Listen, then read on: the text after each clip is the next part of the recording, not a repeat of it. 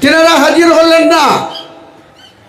কত বড় বাহাদুর নেতা, যিনি এই পঞ্চায়েত সমিতি নিজেকে কুস্তিগত করতে চেয়েছিলেন, নিজের মর্জি মাফিক চালাতে, তার অনুগত লোকদের বসাতে চেয়েছিলেন, তার সৎসাহস হলো না।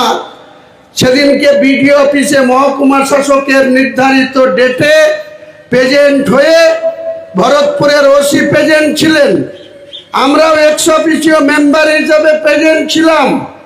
আমরা মাত্র 7-8 জন সেখানে প্রেজেন্ট হলাম। আর এখানকার বাহাদুর নেতা তিনি আর অ্যাবসেন্ট থাকলেন, এলেন না। মুখ পুড়ল কার ভাই? মুখ পুড়ল কার? আমরা 43 বছর ধরে রাজনীতি করছি। এই ধরনের মূর্খ, এই ধরনের বোকা, এই ধরনের অপদার্থ আমরা দেখিনি। একটা পঞ্চায়েত সমিতি, তার কিসের সমস্যা হয়েছিল? তিনি দলের সাথে কোনো আলোচনা করলেন না। দলের সাথে একবারেই আলোচনা করেনি এটা বলা যাবে না। নিশ্চয়ই ওর মতো আরো স্বার্থনসী জেলাতেও 2-1 জন নেতা আছে, তার সঙ্গে ঘুষঘুষ ফুসফুস করেছিল। তো সেই ঘুষঘুষ ফুসফুস করে যখন গঠন করতে গেল, বাপেরও বাপ থাকে না।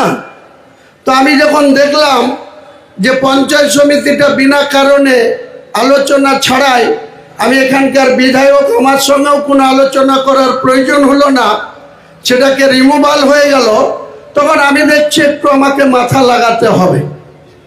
আমি আমার সর্বোচ্চ নেতৃত্বর কাছে পরিস্থিতির বিষয়ে অবগত করলাম। অবগত করার পর ওনারা বলল কি করতে হবে, টোটাল স্ট্রেংথ কত, মেম্বার কত, কেন রিমুভাল হয়েছে, আমাদের তো নলেজেই ছিল না, এরকম হলো কেন?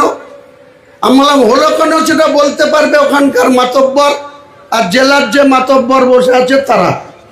কারণ যারা এই বডিতে 2 জন কংগ্রেসের কর্মধ্যক্ষ ছিল, আলী খান আর একজন ওই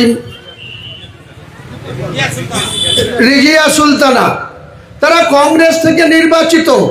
কিন্তু আমার কাছে ফুটেজ আছে, যেই জেলার মাতব্বর, জেলার যিনি মডল, এই মডল তিনাকে তৃণমূলের পতাকা ধরিয়ে জয়েন করাচ্ছে।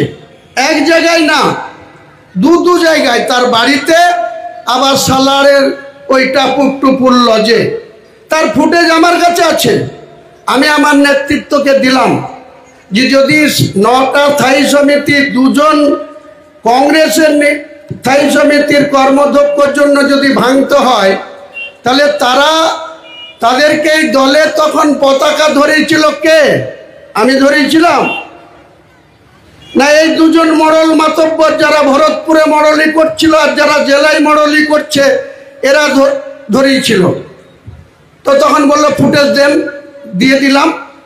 তারপরে সেখান থেকে একটা প্যানেল তৈরি হয়ে আসলো। সেই প্যানেলে আমাকেও যেমন কপি দিল, জেলার মডলকেও দিল, জেলার এসপি সাহেবকেও দিল, এসপি সাহেব আবার ওসি ভরতপুরকেও দিল। দেখলো ব্যাপার তো খারাপ, আমার যে উদ্দেশ্য সেটা তো আর হচ্ছে না, আমি এবার অ্যাবসেন্ট থাকি। আরে পালাই কে? ময়দান ছেড়ে কারা পালায়? যারা দুর্বল সে ময়দান ছেড়ে পালায়, যারা চোর তারা ময়দান ছেড়ে পালায়, যারা সৎ লোক, শক্তিশালী লোক, তারা কোনোদিন ময়দান ছেড়ে পালায় না। বন্ধু, আমরা 1982 সাল থেকে সিপিএম এর বিরুদ্ধে লড়াই করেছি। জ্যোতিবাবু তখন মুখ্যমন্ত্রী, তিনি নিজেও পুলিশ মন্ত্রী ছিলেন। আজ যেমন মমতা বন্দ্যোপাধ্যায় মুখ্যমন্ত্রী, 6টা দপ্তরের তিনি মন্ত্রী, পুলিশ মন্ত্রীও বটে। কিন্তু আমরা তখন থেকে রাজনীতি করেছি, উত্থানও জানি, পতনেও মোকাবেলা করেছি, জিতেছি, হেরেছি।